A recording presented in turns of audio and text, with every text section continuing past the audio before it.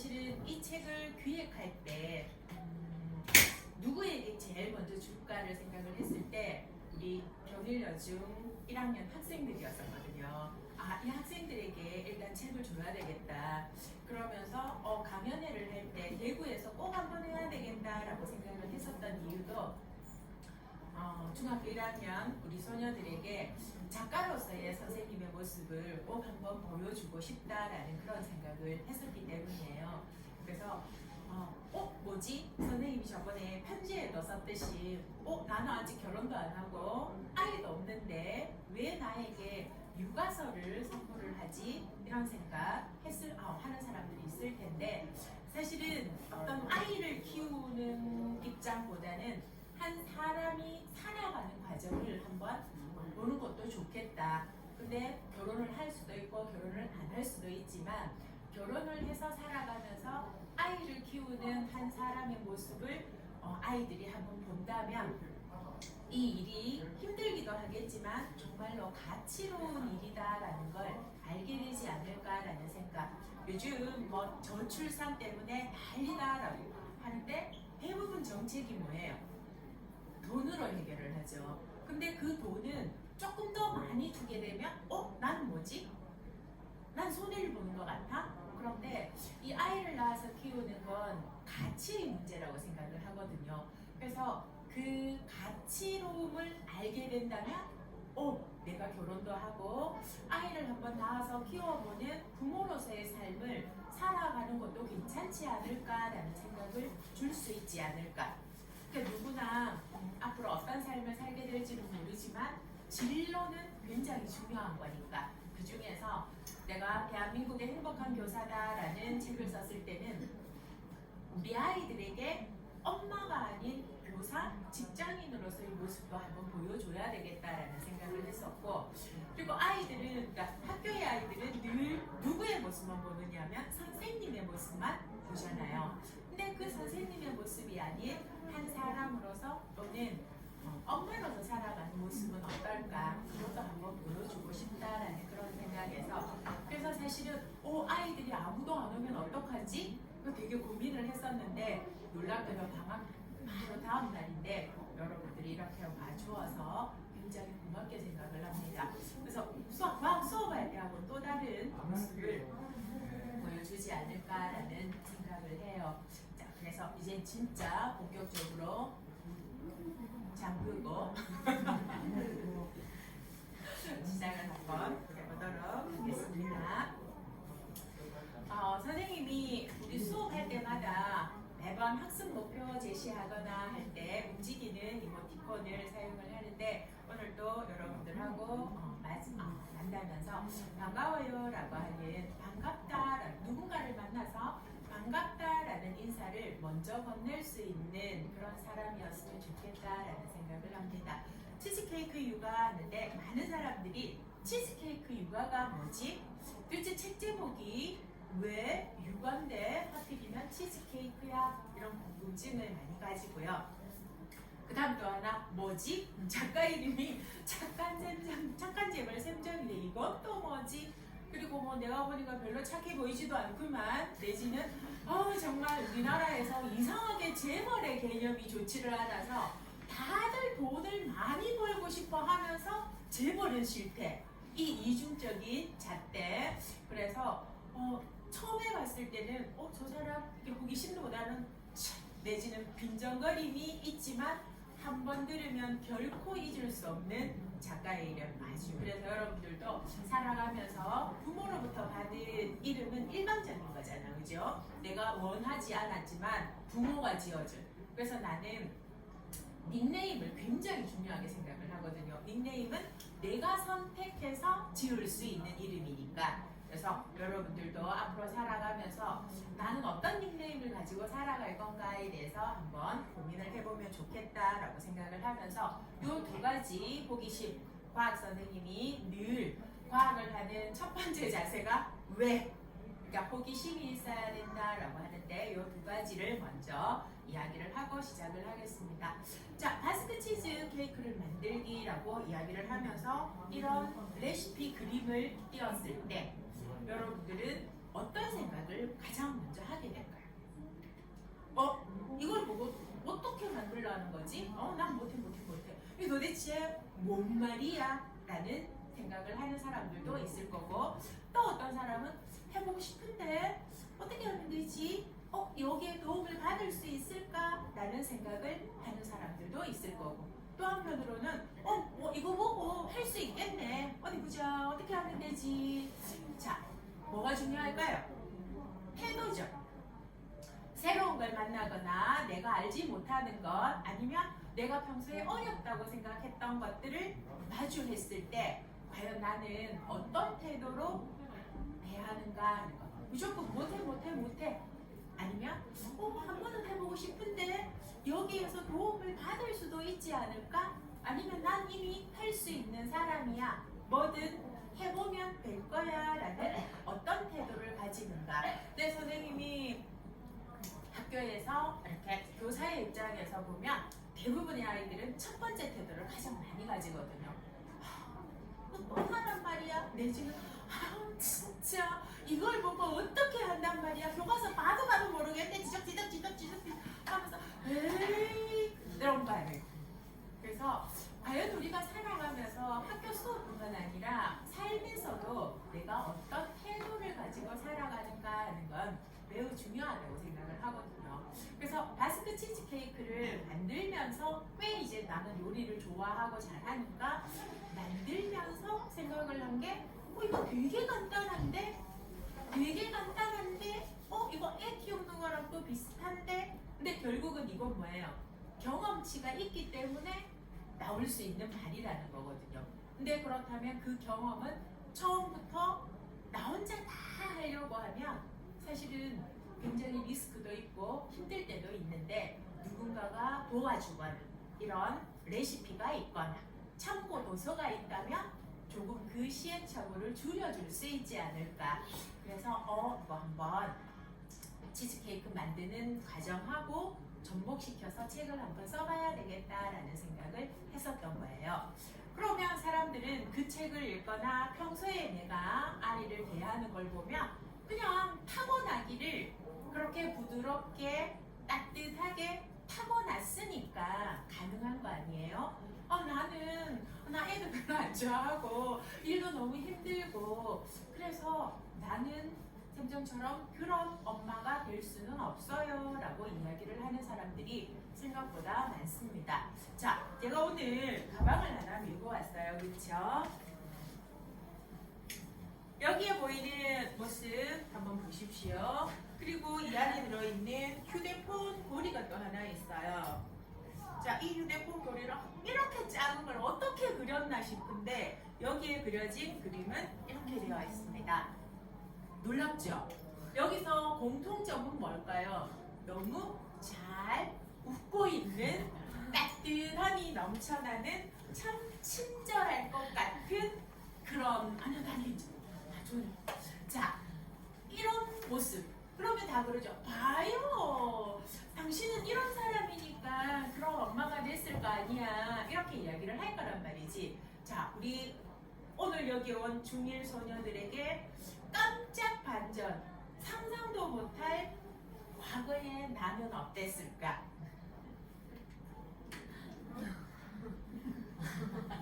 어때요?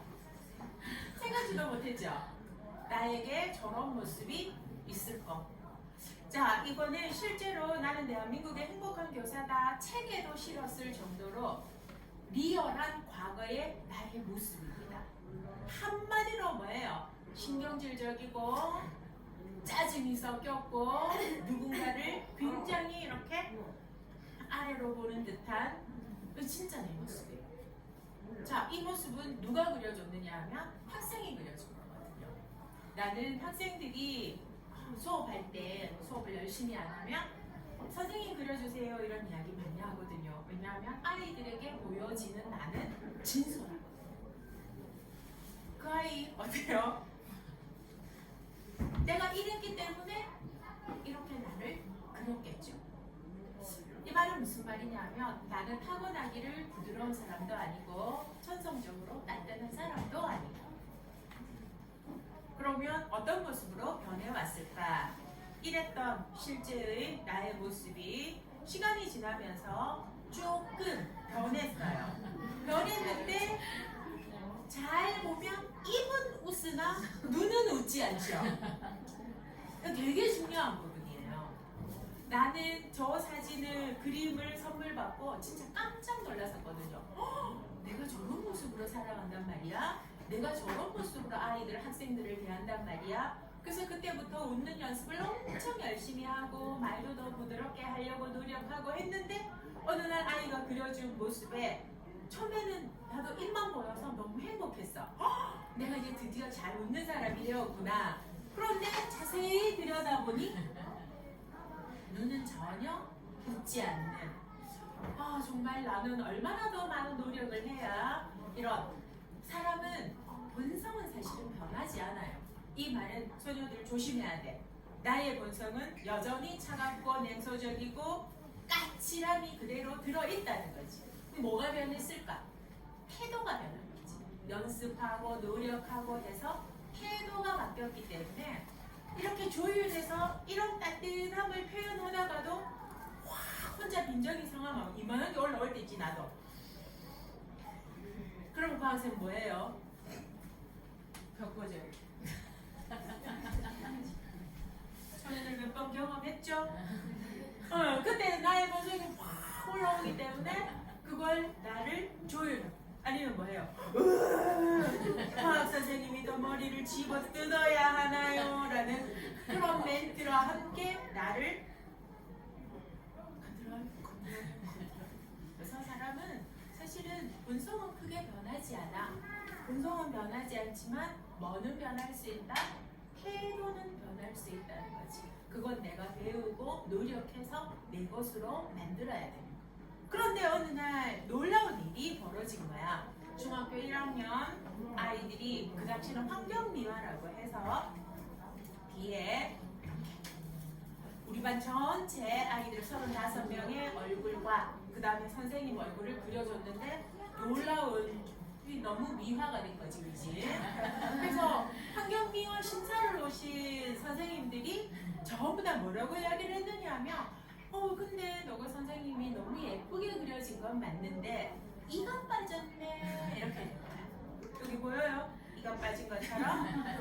그리고 옆에 막 이 중딩들이 울고불고 난리가 나는 거야. 밤새 정성 들여 그렸는데 다들 이가 빠졌다고 이야기를 하니까 설마 담임을 이를 빼가 영구를 만든 건 아닐 거 아니야. 그래서 이제 애들한테 이거 왜 그림이 이렇게 됐어요? 라고 했더니 아이들이 목젖이 웃을 때마다 목젖이 보일 정도로 활짝 웃어주는 걸 표현했는데 다 이거 빠졌대요. 이제 난리가 난 거죠. 어느 순간 이게 서서히 나의 태도로 체득화되고 있구나라는 느끼게 됩니다. 자, 그렇다면 우리는 살아가면서 어때야 될까? 바로 엄마라고 하는 것도 타고나는 것이 전부가 아니라 아이와 함께 변화하고 성장하는 과정에 있다라는 것. 그러면 여러분들은 여기 와 있는 엄마도 있고 아이들도 있단 말이야. 10대 소녀들 늘 불만 중에 하나가 진짜 엄마 왜 저러는데? 라는 말을 입에 달고 사는, 내지는 친구하고 까똑하면서도 내 진짜 우리 엄마 때문에 개빡쳐 정말 나 진짜 엄마는. 그런데 그녀들도 잘 생각을 해보면 엄마로서 산 지가 크게 많지 않은지라 시행착오의 과정들에 있음에도 불구하고 우리는 그들에게 우리가 원하는 완벽한 모습을 원한다는 이야기지. 김미희 시인의 전문가에 관한 시가 있는데 선생님 길어서 지금 다 외우지 못하는데 거기 보면 그런 게 나온다.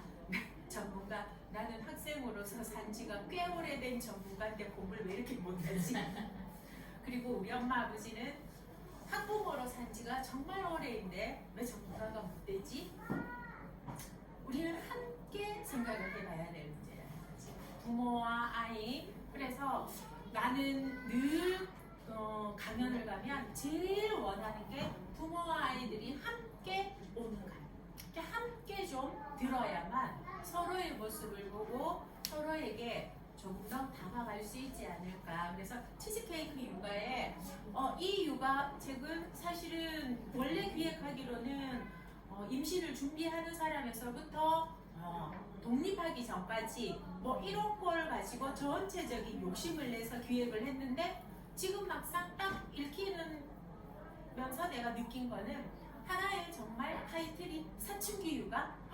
사춘기 아이들에게도 너무 필요하고 사춘기 아이를 키우는 엄마들에게도 너무 필요한 육아사야라는 그런 찬사를 받게 되어서 또 이렇게 또 영광을 누리는구나 라고 생각을 하는데 아마 여러분들도 치즈케이크 육아 읽으면서 이거 내 얘기야 나도 이랬어도 있지만 한편으로 엄마의 입장은 어떨까? 내가 이랬을 때 우리 엄마도 얼마나 고민하고 갈등하고 좌절하고 또 한편으로 감당이 되지 않아서 힘든 시간들을 보내는 건 아닐까라는 그런 다른 관점에서 서로의 입장에서 한번 볼 수 있는 그래서 이 책이 부모와 아이들의 어떤 소통의 도구, 연결고리 그런 역할도 좀 해주었으면 좋겠다라는 생각을 합니다.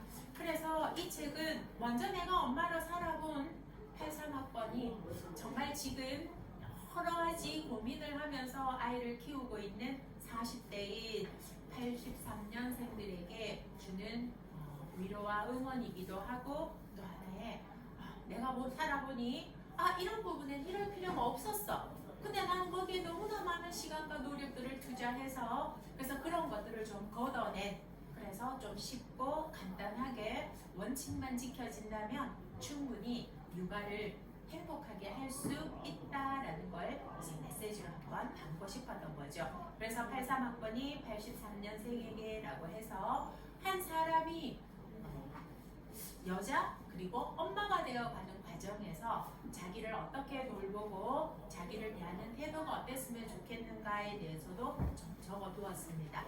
자, 그러면 왜 착한 재벌 샘정일까? 이 그림을 자세히 보면 어디에 붙어 있는 거냐 하면 현장 학습 갈 때 이런 버스도 잃어버리지 말라고 1학년 2반 뭐 1학년 3반 이거 적는데 우리 반만 이렇게 적어요. 내 그림을 그리고 재벌가의 딸들 이렇게 이만하게 그려와가지고 기사님이 너무 놀란 거야. 이게 또 붙어있고 다른 반 전부 다 1학년 1반 1학년 2반인데 우리 반 1학년 5반이었는데 우리 반만 재벌가의 딸들이 딱 붙어있었던 거지. 이 당시에 이 학교가 그 교실 팻말이라는 게 있어서 문패 거기에서 우리가 이제 재벌가의 딸들이라고 내가 붙여놓은 거예요. 근데 이게 연구부에서 결제가 안 나는 거야. 다른 반은 뭐 꿈을 꾸는 반 뭐 이런데 무슨 장난하는 것도 아니고 재벌가의 딸들이라니 뭐 이게 근데 이제 꾸역꾸역 고집을 피워가지고 팻말을 이렇게 만들어서 붙였거든요. 근데 5월달에 장학 지도가 나오고 장학사님이 우리 교실 앞에서 발걸음이 떨어지질 않는 거야. 도대체 이 반은 뭐길래 이랬을까? 그리고 가을이 되어가지고 현장 학습을 가는데 아이들은 이제 스스로 재벌가의 딸들이라는 걸 인식하면서 어디에도 이제 이거를 갖다 그래서 그 기사님이 이 오늘 버스 타는 아이들은 다 재벌집 딸들인가요? 그러니까 네, 잘 부탁드립니다. 이랬더니 기사님이 신경이 쓰여가지고 그래가지고 나중에 다 돌아오고 난 다음 운동장이 헤어질 때 이거 선생님 내 오늘 가면 몸살 나지 싶어요. 하면서 재벌집 딸들 모시고 다니느라고 자기 너무 신경 썼다고. 근데 왜 착한 재벌 샘정일까에 대해 가지고는 여기 요 책에도 적어두었지만 이 착한에서 참을 90도 각도로 이렇게 해놓았단 말이에요. 내가 교사가 한 번도 꾸민 적이 없는데 어쩌다 보니 교사가 되었어. 근데 교사가 되고 보니까 제일 고민이 되는 게 교사는 참 착하고 따뜻하고 부드럽고 좋은 사람이 교사가 되어야 되는데 이게 1도 적성에 안 맞는 거야. 난 화가 막 이만큼 치밀어 오르고 왜 이것들을 학교 가가 매일 졸고 있지? 왜 공부를 안 하는 거야? 말을 들으려 이야기를 하면 들어야 될 거 아니야? 매일 화를 내는 나 진짜 초임 시절 그랬거든요. 아까 그 모습 봤죠? 그러니까 매일 이래가지고 야! 말 안 들을 거야! 이런 모습이 너무 리얼하다. 이게 내 본성이야. 자, 그런데 교사로 살아보고 엄마로 살아보니까 좋은 사람이 돼야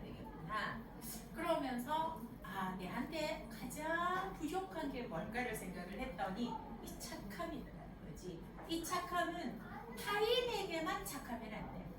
나한테도 착해야 되는 거거든. 근데 나는 나한테도 착하지 않고 타인한테도 착하지 않고 하고 싶은 열망만 많아가지고 나도 볶아 죽이고 타인도 다그치기만 하는 사람. 그래서 닉네임을 정할 때 앞으로 내가 가장 많이 추구해야 될, 가장 열심히 추구해야 될 게 뭘까를 생각을 해보니 이 부분이다. 그래서 맨 앞에다가 착해져야 되겠다. 그리고 어떤 경우에도 내가 교사지만 점점 나이가 더 들어갈 건데 교사를 하면서 제일 어려운 게 뭐냐면 나만 늙어간다는 거야. 매년 학생들은 10대, 새로운 10대가 오는데 나만 늙어가니까 내가 20대도 학생은 10대, 내가 30대도 학생은 10대, 40대, 50대, 이제 60대가 되었는데도 여전히 애들은 10대. 그 간극이 막 너무너무 멀어지니까 얘들은 가만히 있잖아. 그럼 내가 계속 그 아이들을 향해서 가야 되니까 이 착함의 노력을 하지 않으면 좋은 선생님, 선생님하고 수업해보고 싶어요 라는 말을 듣기가 너무 힘들더라는 거지. 그래서 어느 정도로 노력해야 될 건가를 생각하다가 이 90도 각도를 생각해요. 중1 소녀들에게도 어떤 상황에서든 내가 90도 각도로 인사를 할 수 있을 정도의 마인드로 매일 출근을 하자. 그래서 이제 잠깐 재벌은 뭐 돈 좋아하는 사람이니까 진짜 재벌도 되고 싶고, 그리고 선생을 오래 하다 보니까 제자가 많아서 사람 재벌이기도 하고, 그리고 또 하나는 여러분들이 여기 있는 소녀들 중에서 거의 공통적인 게 다른 거 몰라도 과학 시간에 과학생님이 어떻게 해줘? 재밌게 해주죠. 웃겨주잖아. 거의 몸개그를 하면서. 그러다 보니까 재미있는 일을 자꾸만 벌리는 사람, 누군가에게 재미를 자꾸만 만들어주는 사람이고 싶다라는 그런 어떤 의미에서 이런 닉네임을 선택하게 되었습니다. 뒤에 샘정은 그냥 집에 나의 이름이에요. 근데 사람들이 정시 선생인가? 이렇게 오해하는 사람들도 있습니다.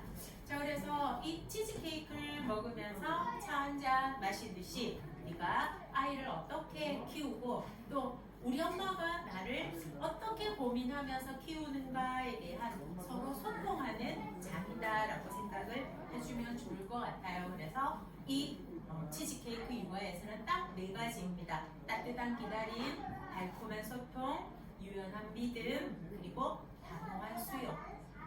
그래서 아마 목차를 읽어보고 여기 있는 분들은 거의 책을 다 읽고 온 사람들이기 때문에 책에 관한 이야기는 더 깊이 하지 않아도 될 것 같지만 한번 해볼게요. 자, 부모로서 아이에게 어떤 꿈을 꾸고 있나 이렇게 한 번씩 물어봅니다.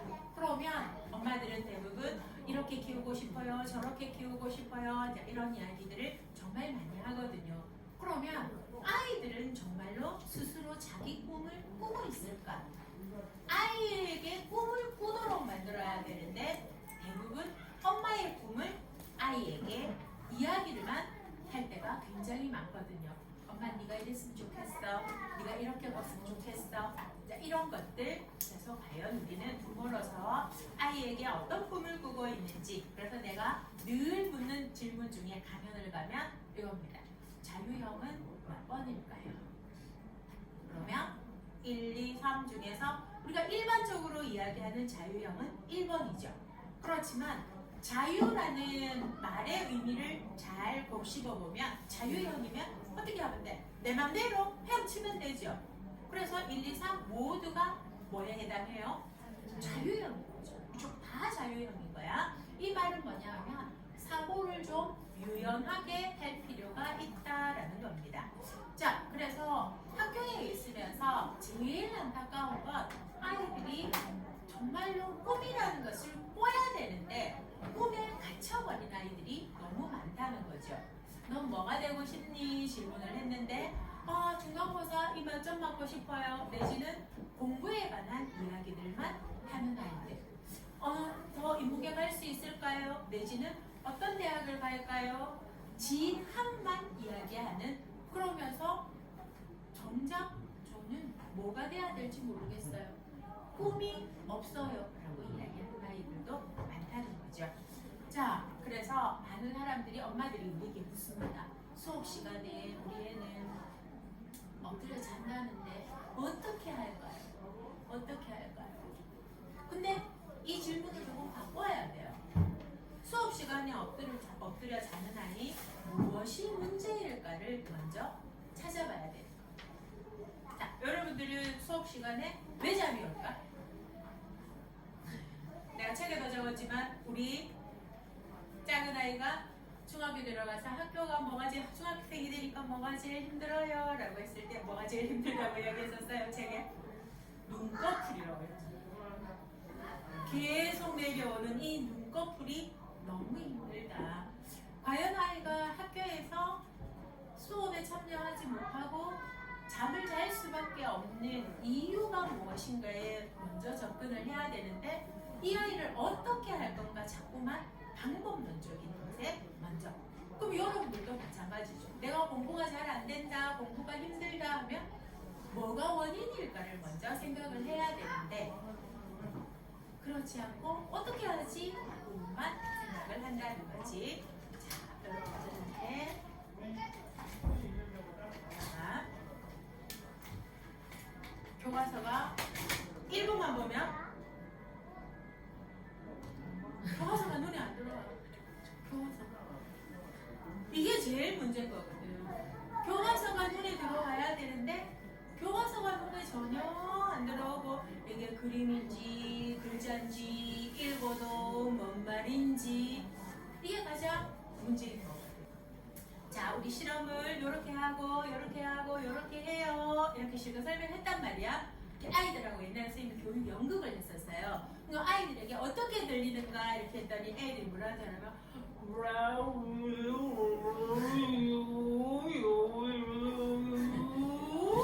이렇게 들린다는 거지. 그래가 자 이제 실험 시작하세요 하면 애들은 옆에 보고 뭐 해야 되는데 선생님 뭐라 하는데 안 들리는 거야.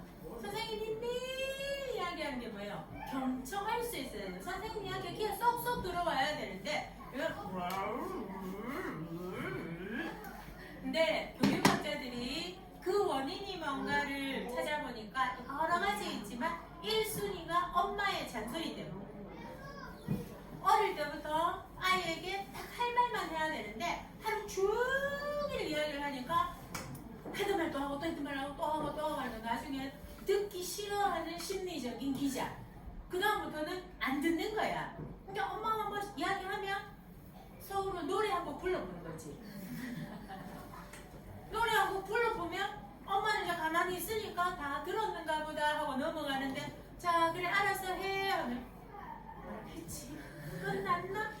이게 어느 순간 습관이 되고 습관이 되니까 학교에 와도 선생님이 뭘 딱 이야기하면 엄마하고 선생님이 오버랩이 돼가지고 엄마가 하는 그 이야기를 차단하는 것처럼 자기도 모르게 방어 기전이 생긴다. 이게 선생님이 이야기하면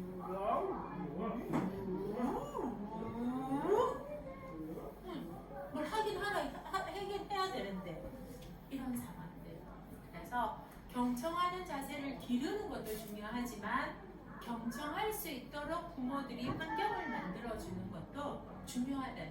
그럼 아이들은 엄마 이제 그만 됐어 라는 사인을 명확하게 해줘야 되고 엄마도 그걸 받아들여야 되는데 이때 싸움이 나죠. 보통 어떻게 해요? 애들 듣기 싫으면 좀! 알았다고!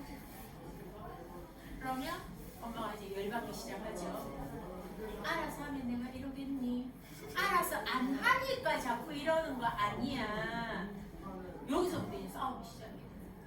그럼 여러분들도 화를 내고 성질을 부릴 일이 아니라 스탑할 수 있도록 잘 이끌어가야 되는데 그 부모도 그 부분을 수용을 해야 되는데 서로 자기 것만 고집을 하다 보니까 그래서 청년들이 자존감이 너무 낮은 것이 사회적인 문제다라고 이야기를 하는데 그 해법은 원인은 이거라고 이야기를 합니다.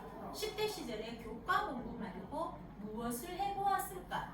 뭘 해보고 성취한 경험이 없기 때문에 공부만 다 했는데 공부는 결국은 어때요? 모든 사람이 다 잘할 수 없거든요.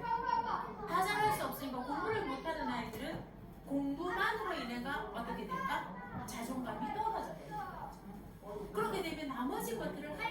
있는 기회조차도 그래서 여기 온 우리 부모님들하고 꼭 함께 읽어봐야 될 책 중에 하나 읽지 않더라도 가지고 있어야 될 마인드가 10대의 삶으로 삶이라는 거 공부만 하는 시절이 아니라는 걸 생각을 해야 한다는 거죠. 그래서 8가지의 인성 덕목입니다. 자, 한번 물어볼게요. 뭐가 제일 중요한 것 같아요? 이 중에서 네 생각 존중, 배려, 정직, 소통 하나만 우선순위 예절, 효도, 책임, 예절, 존중, 소통. 자, 여기서 문제가 되는 게 뭐냐면 골고루 이게 안배가 돼야 되는데 본인이 중요하게 생각하는 부분을 엄마가 어기거나 아이가 어기면 꼭지가 돈다는 거지. 이게 이제 문제가 되는 거야. 즉, 내가 가장 중요하게 생각하는 인성 덕목이 포인트가 되어버리는 거예요. 근데 사실은 뭐 협동일 수도 있고 책임일 수도 있고 사람마다 조금씩 그 균형은 다른데 문제는 나의 잣대가 아닌 교육의 잣대로서 부모님들이 아이에게 접근을 해야 되는데 아까 엄마가 정직이 중요하다 했는데 예를 들어서 너 어디 갔다 왔어? 했는데 엄마가 다 알고 있는데 나 서점에 가서 책 좀 보고 왔어. 서점 같은 소리하고 앉았네. 내가 엄마가 다 알고 있어. 그때부터 이제 막 용서가 안 되는 거야. 어떤 부분? 근데 나는 중요하게 여기는 게 소통이어서 그렇지. 난 조금 엄마한테 왜 내가 거짓말을 할 수밖에 없었을까? 엄마가 내하고 이야기를 안 들어주니까. 그러니까 이게 완전히 포인트가 맞지 않으면 그때부터 계속 어긋나기 시작을 한다는 거죠. 그래서 이 8가지의 인성 덕목은 우리 교육의 목표라고 이야기를 하는데 여기에서 서로가 잘 메시지를 잘 전달을 해야 된다는 거지. 내가 중요하게 여기는 것이 이거기 때문에 조금 더 신경을 써줘야 돼. 근데 그런 걸 이야기하지 않는 상태에서 강조만 하고 화만 내다 보면 더더욱 갈등이 생길 수밖에 없다. 자, 귤 한번 볼까요? 내가 왜 이 귤 상자를 가지고 왔을까? 선물로 받았어요. 뭐가 문제일 것 같아요? 선생님이 이 귤을 선물 받았을 당시에 매니저가 그때 활동을 열심히 할 때 이제 매니저가 있었는데 그 매니저가 화가 엄청난 거예요. 도대체 선생님을 얼마나 무시했으면 이딴 걸로 선물을 줘 이런 거예요. 왜 이랬더니 보통 다른 사람에게 선물을 주려면 이렇게 굵고 흠집이 없는 이런 것들을 소복이 좀 골라서 주는데 이거 봐봐요. 크고 작은 거 막 완전히 섞여 있는 데다가 이런데 막 얼룩덜룩 흠집도 있고 어떻게 이런 걸 줄 수가 있죠? 네, 이렇게 된 거예요. 근데 이 귤을 선물로 준 것은 누구냐면 제주에 있는 신성여고라고 학교예요. 이 학교가 제주에서 모든 아이들이 가고 싶어하는 학교 1순위인 거예요. 내가 이 귤박스를 보면서 그 학교가 왜 1순위인가를 깨달은 거죠. 뭘까요? 모두가 똑같다는 거죠. 귤이면 귤인 거야. 그러면 그 학교의 선생님들이 아이를 대하는 태도는 뭘까요? 누구를 봐도 똑같다는 거지. 공부를 잘하는 아이, 못하는 아이, 말썽을 피우는 아이, 그렇지 않는 아이 다 똑같이 볼 수 있는 힘이 있는 선생님들이 있기 때문에 그 학교가 그렇게 아이들이 가고 싶어하고 만족도도 높고 선생님한테 내가 제주까지 가서 선생님 연수를 무료로 이 비싼 강사가 해줬는데 그 사례로 준 게 이 귤 한 박스였거든. 우리 매니저가 화가 너무 난 거야. 날 무시했다. 근데 그 사람들은 무시한 게 아니라 사람을 보는 태도까지. 그래서 여러분한테도 선생님 열 에너지 이야기할 때 그런 이야기 있어요. 나보다 못한 누군가가 있다고 생각을 하면 안 된다는 거. 누군가를 대할 때 그러면 부모는 어떻게 아이를 대해야 될까? 나와 같은 존재라는 거 대해야 되고 여러분들 학생들은 또 부모를 어떻게 대해야 될까? 나를 힘들게 하는 존재다라는 게 아니라 그들도 한 개인으로서의 삶을 열심히 살아가고 있는 존재라는 인식을 해줘야 될 필요가 있다는 거지. 그래서 존중 중에서 가장 중요한 것은 자기 존중. 자기를 존중할 줄 아는 사람은 이기적이 되지는 않아요. 제대로 존중을 하게 되면 자기를 존중하는 사람은 타인도 존중해 주겠죠. 다른 사람을 배려할 줄도 알겠죠. 예절도 있겠죠. 다른 사람과 소통하려고 노력도 할 거고. 그래서 부모도 아이도 함께 무엇을 가장 큰 가치로 두는 것이 중요하냐 하면 자기 존중의 가치. 자, 엄마들이 가장 많이 하는 말 중에 하나입니다. 그죠? 부지런하라고. 일찍 일어나는 새가 벌레를 잡는다. 근데 요즘 아이들은 이렇게 이야기하죠. 설마요. 일찍 일어나서 잡아먹히는 벌레는요. 걔는 일찍 일어나가 꼬물꼬물하다 죽어보는데. 이건 뭐냐면 다양성을 서로가 인정해줄 필요가 있다는 거예요. 그래서 이 책에도 이거를 적었었습니다. 이건 실제로 우리 반에서 있었던 거예요. 중학교 1학년 과학 성적을 나눠줬는데 96점 받은 애는 엎드려서 웁니다. 왜? 얘는 만점을 맞고 싶은데 틀렸어요. 근데 그때 분위기 어떨까? 누가 제일 욕하는지 알아요? 65점짜리가 제일 욕을 합니다. 아 씨발 뭔데 96점이 울면 난 뭐 뒤지란 말이가. 리얼하죠? 맞잖아. 우리 교실 그런 환경 분위기잖아. 자 그런데 옆에 있다가 30점 아싸. 자 이렇게 되는 거죠. 30점짜리라는 왜 아싸 이러면 65점짜리에는 더 화가 나죠. 뭔데? 뭐지? 왜 이렇게 될까? 30점 아이는 한 번도 30점을 맞아본 적이 없어. 늘 10몇 점을 맞았는데 과학 선생님을 만나고 과학이 좀 재미있어졌어.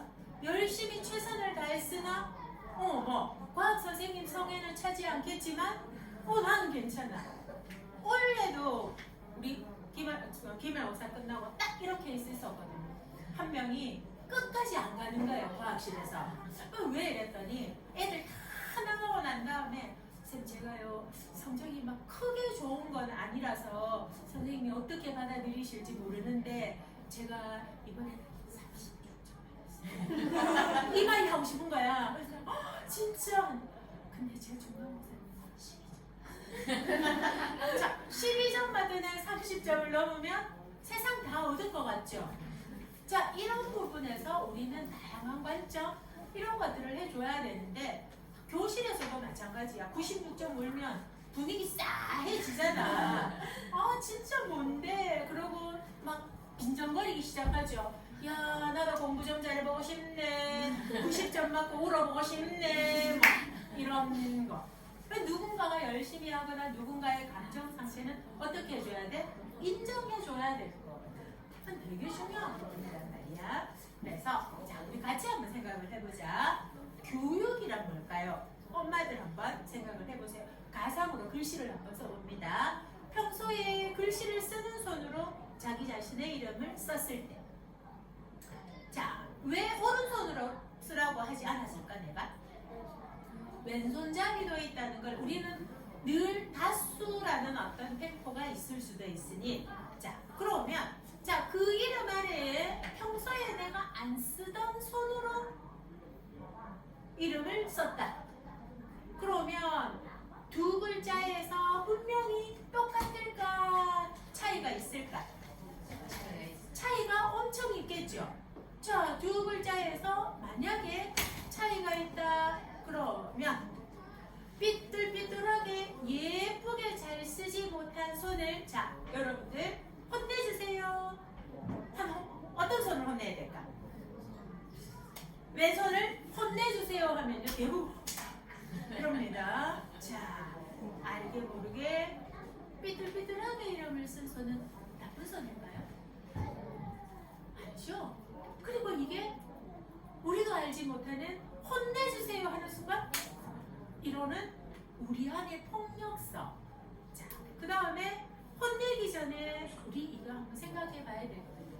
삐뚤삐뚤하게 글씨를 쓴 걸 혼내야 할 거예요. 문제인 거죠. 그래서 중요한 건 머리가 나쁘다는 말의 의미는 뭘까?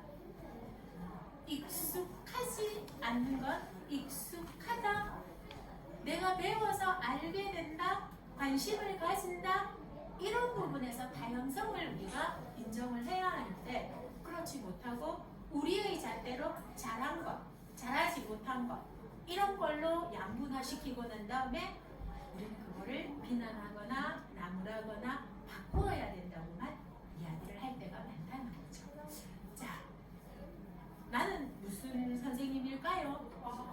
과학 선생님이죠. 그런데 여기에 보이는 것 뭐라고 적혀 있어요?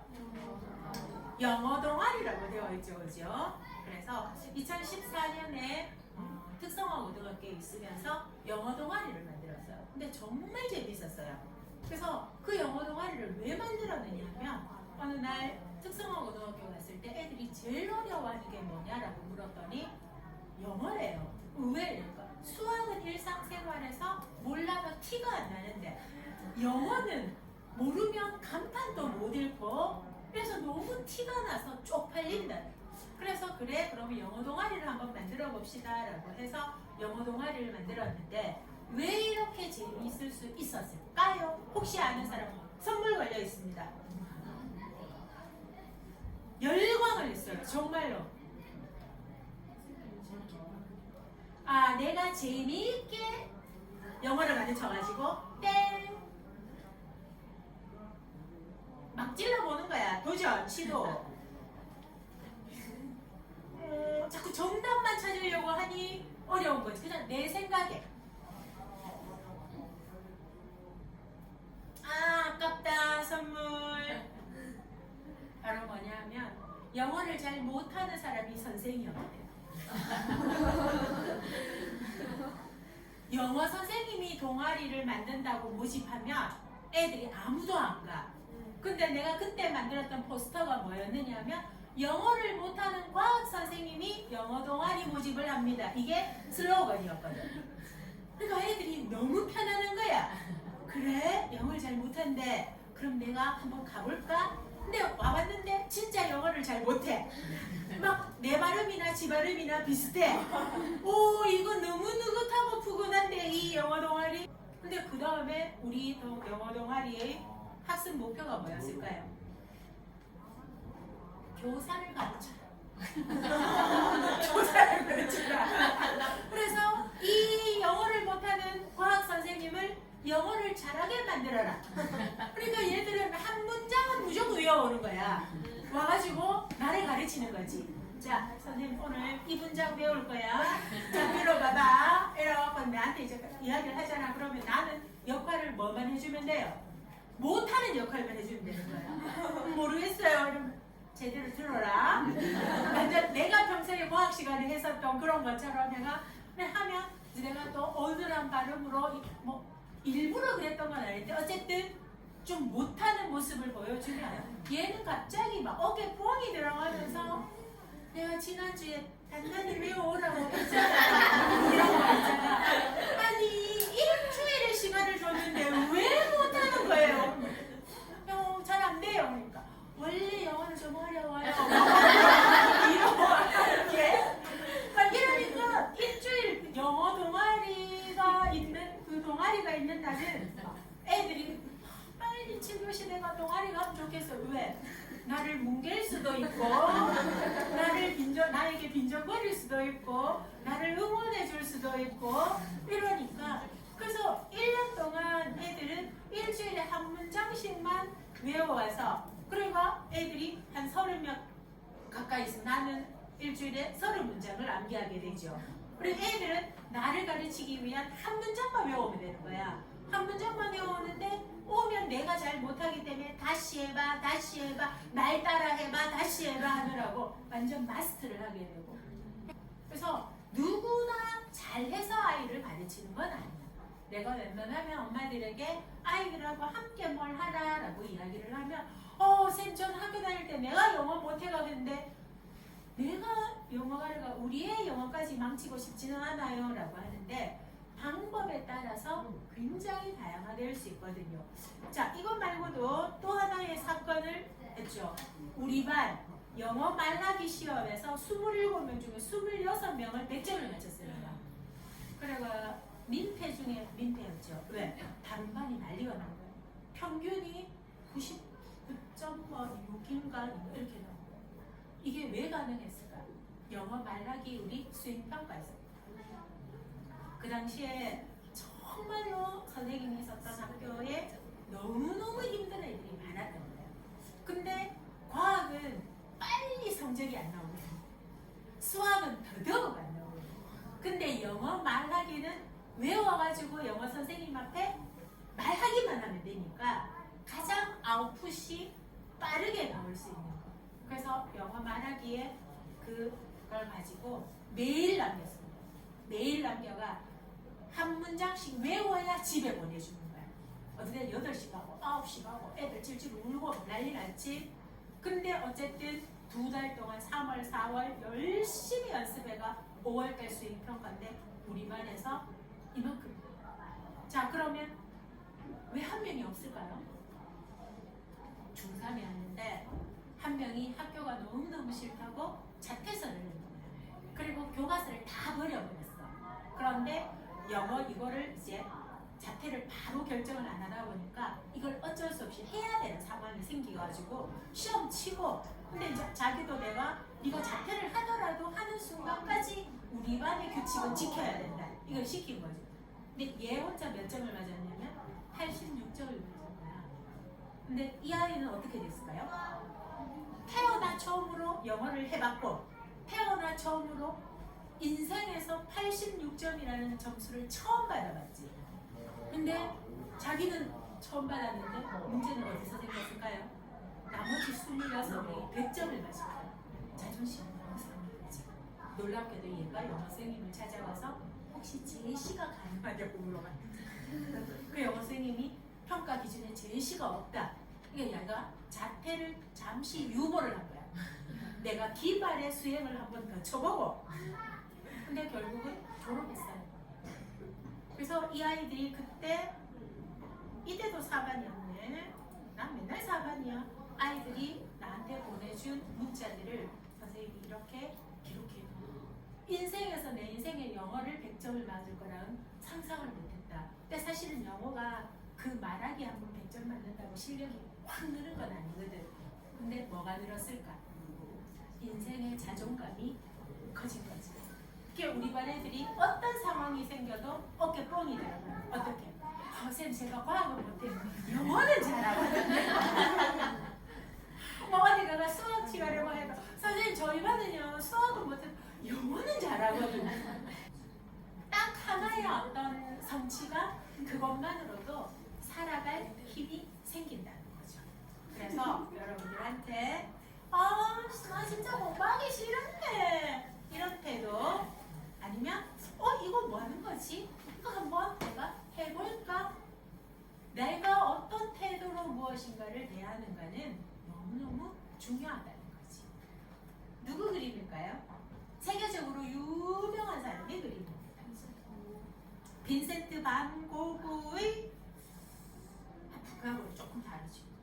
여러분들이 생각하고 있는 그의 하프하고도 좀 달라요. 팔짱 끼고 앉은 여자라는 제목에 어마무시하게 비싼 거죠. 피카소입니다. 이 그림을 왜 가지고 왔느냐면 선생님이 고등학교에 있으면 미술하고 접목시켜서 과학을 공부를 많이 하는데 그때 이걸 다른 걸로 쓰려고 직접 제시를 했는데 애들이 갑자기 막 교실이 웅성웅성하면서 똑같은 멘트를 치는 거야. 옆에 있는 아고 니다 수업 시간에 니 매일 적하고 앉았대. 깜짝 놀란 거야. 그러고 보니 너무 자기 자신이 떠오르는 사람 있지 여기도. 그러면서 진짜 이렇게 매일 견디고 하루에 6시간 7시간을 견디면서 피카소의 그림이 여기 쓰일 거라고는 상상도 못해. 그러면서 아이들은 자기는 아니래. 그러면서 전부 다 지짝 보고 니다 그래서 니 매일 이러고 있는 거 아나. 근데 그때 스스로의 모습도 보지 않았을까. 그러면서 이 그림 가지고 굉장히 아이들하고 많은 이야기를 했었던 그런 기억이 있습니다. 자, 선생님이 여러분한테 그리고 이렇게 오신 분들에게도 이런 명함을 꼭 주는데 과연 이게 한꺼번에 한 번에 된 걸까? 수십만 번의 연습을 거쳐야만 내가 원하는 뭔가를 해낼 수 있다는 것. 너무너무 많은 노력, 그래서 처음부터 잘하는 사람이 없다는 것. 그런데 대부분의 아이들은 한 번 시도해보고 내 마음만큼 안 되면 바로 포기해버리는, 아 나는 여기에 재능이 없어, 난 여기에 별로 관심이 없어, 난 이걸 할 수 없어 라는 생각.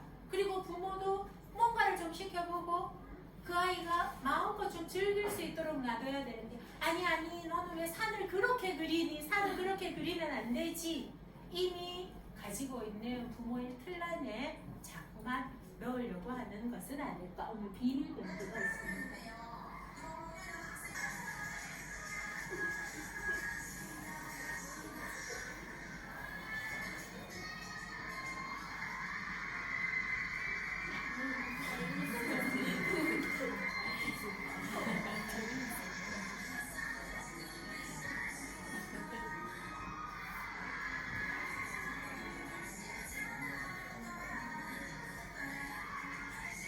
일어날 때 봐야 돼. 아이쿠!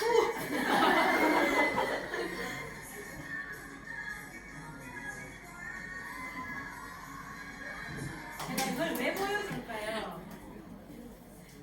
저거를 10월달이 축제인데 10월 30일이 7월에 저 우리 학교의 아이가 계속 장기 결석을 했어요. 그래서 그 아이하고 뭔가 학교에서 뭔가를 하고 싶다라고 해서 뭘 하면 좋겠니? 나랑 뭘 해보고 싶은 게 있어? 뭐 이랬더니 갑자기 쌤 축제인데 춤추실래요?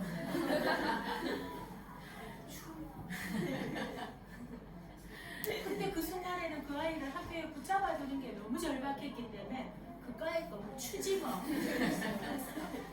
그래갖고 계약을 하고 동아리실에 또 갔는데 가시나를 춘다는 거야.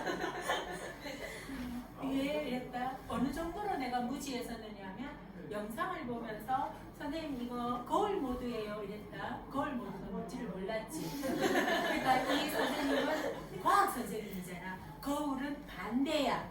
그러니까 그 준 걸 그대로 따라추면 연습하면 되는데 나는 어떻게 했을까? 반대로 연습을 다 해간 거야. 반대로 연습을 다 해가 갔더니 애들이 반대래. 그래서 왜 반대입니까? 하니까 선생님이 거울 모드라고 했잖아요. 거울 모드가 뭡니까? 이 정도의 무지한 내가 와, 정말 연습을 몇 번 했는지도 기억이 없을 정도로 해서 나온 영상이 저거거든요. 그래서 많은 아이들이 공부를 왜 해야 될까 물을 때 나는 꼭 이 이야기를 합니다. 왜 힘들게 산에 올라갈까? 이 기슬산의 천국군락이거든요. 천국군락의 사진은 인터넷에 검색만 하면 어때? 수천 장을 볼 수 있어요. 그렇지만 왜 힘들게 산에 올라갔냐? 안 가도 되는데. 왜 공부를 해야 될까? 안 해도 되는데. 뭔가 다른 것도 있지 않을까? 그래서 공부를 왜 해야 되는가 해서 나는 여러분에게도 늘 이야기하지만 나에게 주는 선물이다. 이 사진과 이 사진의 차이는 딱 한 가지밖에 없어요. 뭘까요? 남이 찍어놓은 사진을 보는 것과 내가 가서 보고 내가 들어있는 사진을 가지는 것. 근데 대부분 그냥 편하게 남이 찍어놓은 것만 보는 인생을 선택하는 경우가 너무 많다는 거죠. 그래서 그러지 않았으면 좋겠다. 자, 몇 살의 그림일까?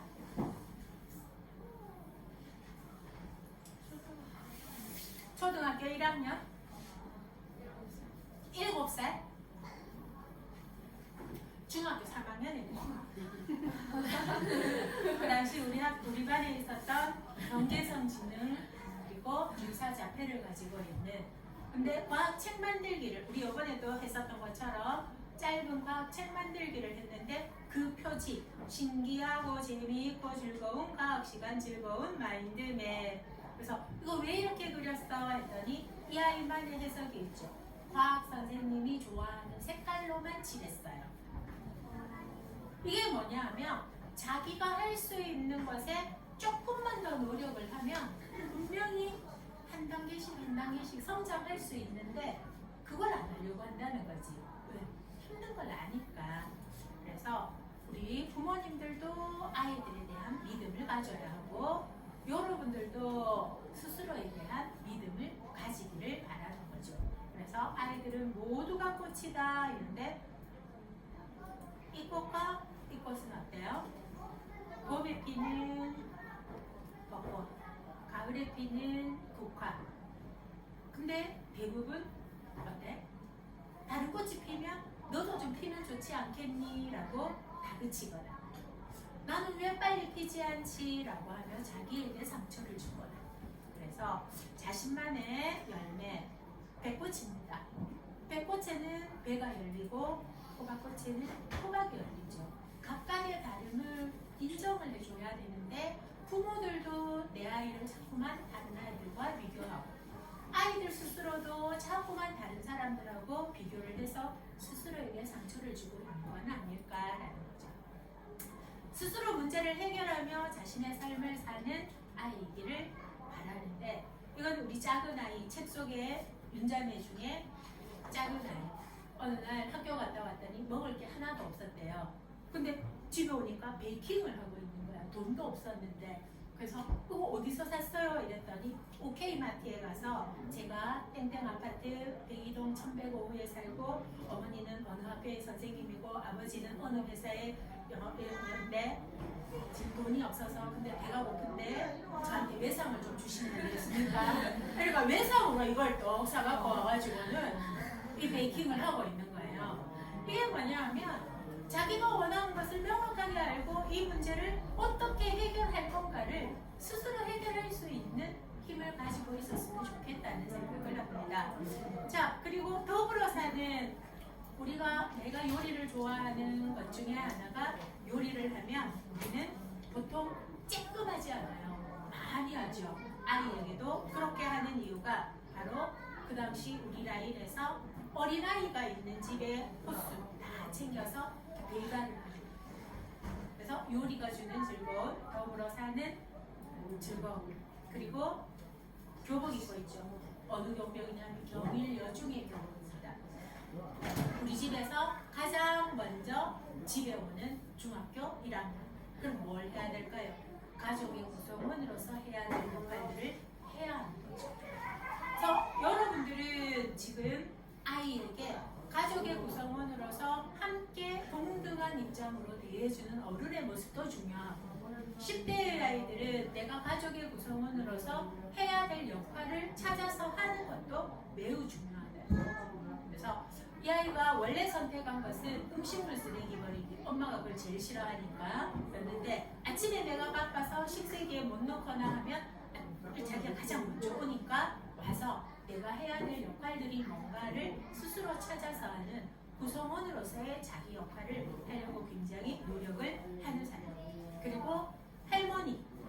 이게 뭐냐면 왜 거기를 가야 돼요가 아니라 내가 아까 이야기한 것처럼 가족의 구성원으로서 해야 될 역할이 무엇이고 그것을 가족의 회의를 통해서 일주일에 한 번 내지는 이런 일들을 해야 한다라고 했을 때 자기들이 그걸 성심성의껏 할 수 있는 역할을 함께 해줘야 한다. 짜잔, 출석부입니다. 놀랍죠? 일주일에 출석부에 결석생 한번 보십시오. 일주일 내내 결석하는 날과 우리 반 출석부였었어요. 35명을 받았는데 첫날 학생이 수 12명밖에 없었어요. 그리고 왜 학교 안 옵니까? 그러니까 학교에 와야 될 이유를 모르겠다는 거죠. 물론 이건 특성화 고등학교의 이야기인데 자, 그랬던 아이들이 출석부가 이렇게 바뀌었습니다. 선생님이 억지로 오라고 한다고 해서 학교에 올까요? 그건 절대로 안 되거든요. 바로 자기의 삶을 자기가 책임지고 살아야 된다라고 하는 그 생각만 바꾸어 줬을 뿐인데 아이들은 이렇게 스스로 학교를 선택해서 올 수 있다는 거죠. 자, 여러분들도 그리고 부모님들도 아이가 왜 무엇인가를 해야 되는가에 대해서 충분히 머리를 맞대고 서로 소통하면서 이야기를 하고 난 다음에 출발을 해야 되는데 그런 것 없이 일단 공부는 해야 돼. 그러니까 하기 싫다고요. 이게 계속 맞물려가면 안 되는 게 아닐까. 그래서 이 편지가 총 4장이죠. 이 4장의 편지를 써준 아이는 졸업만 하려고 온 고등학교에서 인생을 새로 시작하게 되었고 꿈도 생겼고 무엇보다 나를 사랑하게 되었다는 내용의 편지를 졸업하면서 저 손편지를 4장을 써준 거예요. 근데 내가 얘한테 해준 건 아무것도 없어. 뭐였냐면 과학 시간에 스피커를 깨뜨렸어요. 그랬을 때 그냥 당연히 뭐라고 이야기해야 될까? 안 다쳤어? 이걸 물었단 말이야. 근데 갑자기 얘가 펑펑 우는 거야. 그래서 왜요? 이러니까 우리 엄마 같으면 비커 깼다고 맞아 뒤졌어요. 근데 선생님이 나를 혼내지 않고 너 안 다쳤니? 라고 물어줘서 너무 눈물이 났다는 거지. 근데 그 순간부터 그 다음부터 이 아이는 학교를 선택했습니다. 그리고 이런 편지를 써주고 지금은 40대 중반에 애기 엄마가 되어서 행복하며 잘 살고 있는. 그래서 나는 이 이야기를 많이 합니다. 여러분들이 지금 있는 이 순간을 잘 살아야 돼요. 지금을 잘 살아야 돼요. 나중에 열심히 해서 나중에 뭘 해야지가 아니라 지금 내가 열심히 해야 되는 이유를 알면서 살아야 돼요. 지금 있는 이 자리가 가장 감사한 자리라는 걸 알아야 되는데 과연 우리 소녀들은 알까? 내가 제일 좋아하는 글자 중에 하나가 바로 도전이에요. 도전.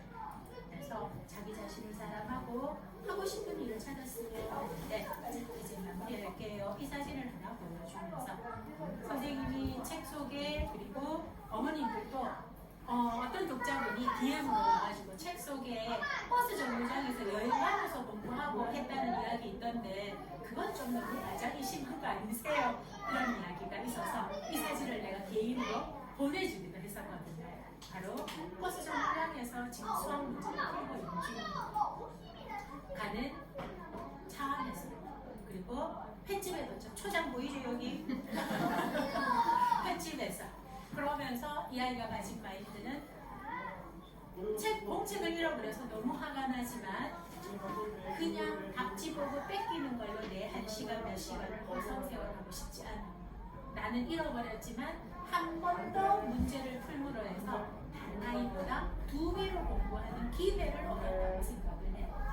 근데 이렇게 자신이 해야 될 역할을 정확하게 알고 하는 그런 삶을 살다 보니까 지금 정말로 자기가 하고 싶어하는 일을 하면서 즐겁고 행복하게 살고 있는 어른이 된 거거든요. 자, 우리 소녀들은 좀 볼까? 여기에서 자기평가, 선생님 자기평가 엄청 열심히 적으라고 하는데 피곤한데 쌤이 시켜서 억지로 함, 정성은 어느 정도 들어감, 색칠해야 할 게 많아서 존나 귀찮음. 되게 진솔하죠. 자, 나는 그래서 가치 있다고 생각을 해. 근데 대부분 이걸 어른들한테 보여주면 어른들은 어디에 눈이 먼저 갈까?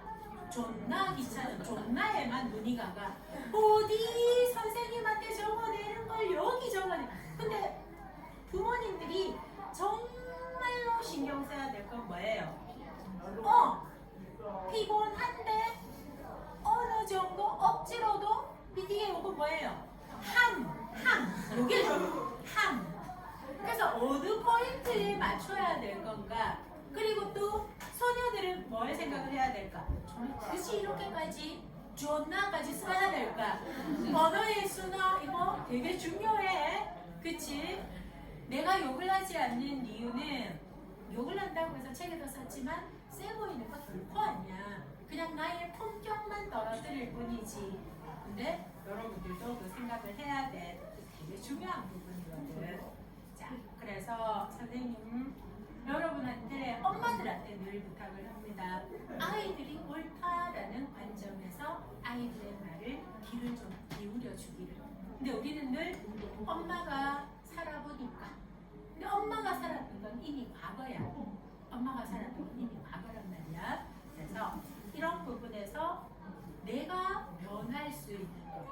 선생님도 변해야 되고 부모도 변해야 되지만 그렇지만 여러분들은 어때야 될까요? 아이들도 성장하고 변화하는 과정을 거쳐야 된다고 생각을 하거든.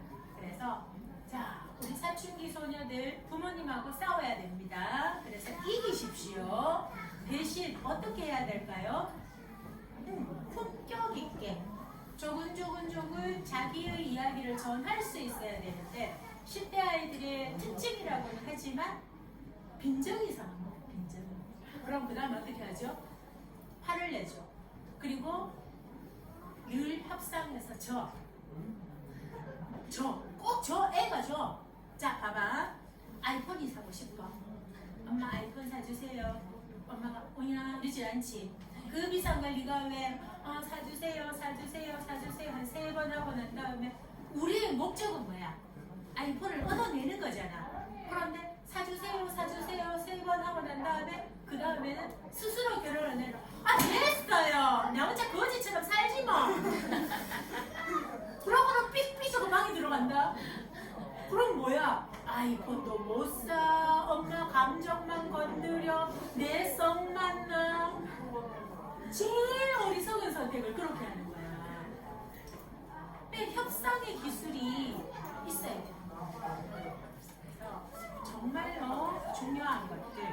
그래서 가장 중요한 건 정말 소통, 그것도 다양한 소통이라는 생각을 해. 그래서 육아는 아이도 성장하고 부모도 함께 성장하는 과정이다라는 이야기를 하면서 오늘 가지고 싶습니다. 오늘 딱 한 가지 남는 키워드가 뭘까?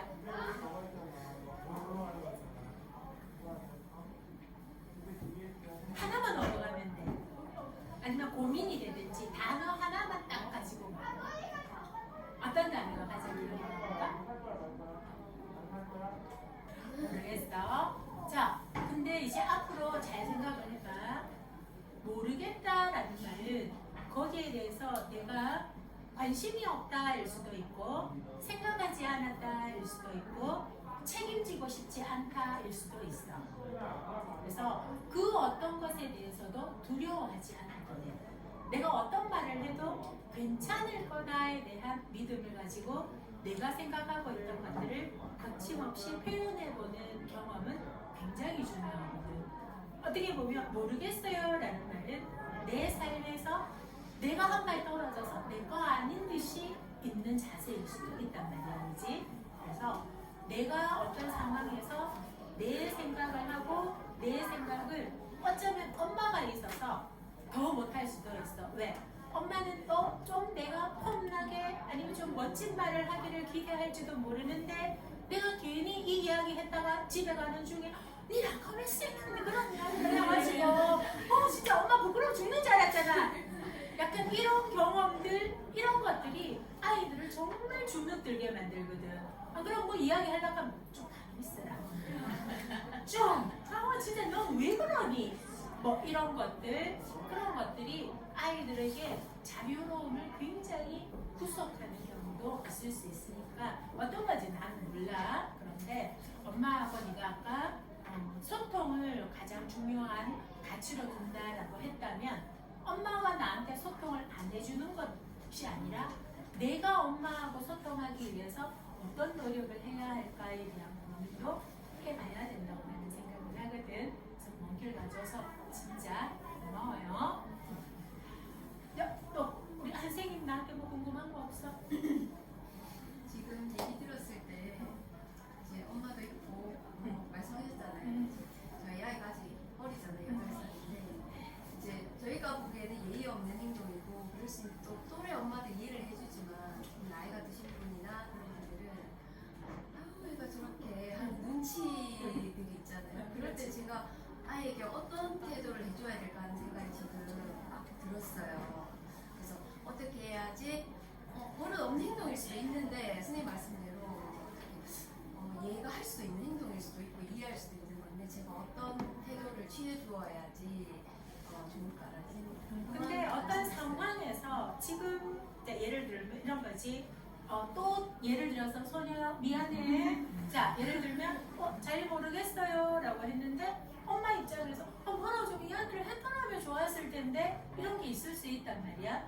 근데 나는 책에도 적었지만 인사하기 싫어요 라는 그 대목에도 적었지만 늘 아이가 하는 행동이나 말에는 다 이유가 있다고 생각을 해요. 근데 우리는 아이가 아니라 늘 어디에 포인트가 가 있어? 주변의 시선에 가 있죠. 그죠? 그래서 내가 어떤 태도를 취하는 게 아니라 그 부분은 그냥 담담히 수용을 해주고 나중에 꼭 한 번쯤은 물어는 주라라는 이야기를 합니다. 그랬는데 그 물어주었을 때의 어떤 이유가 나조차도 수용이 안 된다라고 하면 다른 방향으로 조금 틀어줄 수 있는 것 그게 돼야 되는데 대부분은 그 상황에서 애가 뭐 예를 들면 애를 쓴다 이러면 죄송해요 이거 어떡하지 뭐 이런 것 때문에 그러면 아이는 내가 어떤 생각이나 욕구가 채워지지 않아서 지금 그걸 표현한 건데 엄마는 그것 때문에 더 안절부절 못하고 주변 눈치를 보고 하면 이 아이는 두 개의 어떤 이 감정이 상충되면서 더 힘들거든요. 그래서 그런 부분에서 빨리 자리를 좀 떠나거나 그래서 이쪽으로 좀 갈까? 근데 우리가 빨리 와! 약간 이 말과 잠깐만 가서 엄마랑 이야기할까 하는 거하고는 굉장히 다르거든요. 그래서 내가 링크 시켜놨는 것 중에서 보면 왜 떼쓰는 아이 어떻게 하는가 우리 작은 아이 같은 경우에도 되게 강하고 이러는데 세상에서 딱 기억하고 있는 게 안 되는 건 있다라는 게 그 몇 번의 그런 경험을 통해 가지고 내가 더 이상 이길 수 없고 그러다 보니까 되게 강한 아이인데도 엄마는 다 허용하지만 절대로 안 되는 부분은 있어. 그게 딱 있다 보니까 그 데드라인 안에서 정말로 찍고 까불고 노는 거지. 그런 부분에서 부모가 해줘야 될 거는 내가 타인이 아니라 내 아이에게 집중. 근데 내가 그 아이가 타인에게 상해를 입히거나 이런 부분은 또 다른 케이스니까 그렇게. 그리고 오늘 가면서 엄마는 거기에 대해서 절대로 묻거나 이야기하면 안 돼. 네. 됐을까요? 네, 오늘 이렇게 오늘 비도 오고 덥기도 하고 좋은 시간 함께 할 수 있어서 그리고 진짜로 오면서 그런 이야기에서 남편하고 이런 걸 내가 교보에서도 하긴 하지만 딱 한 명이면 족하다라는 마음으로 늘 강연회를 간다. 근데 오늘은 우리 소녀들이 좀 와주면 좋겠다. 작가로서의 선생님의 모습을 한 번쯤은 볼 수 있는 기회니까 와주면 좋겠다라고 했는데 보이시죠? 우리 이렇게 많은 소녀들이 함께 해줘서 너무 즐겁고 행복한 시간이었습니다. 고맙습니다.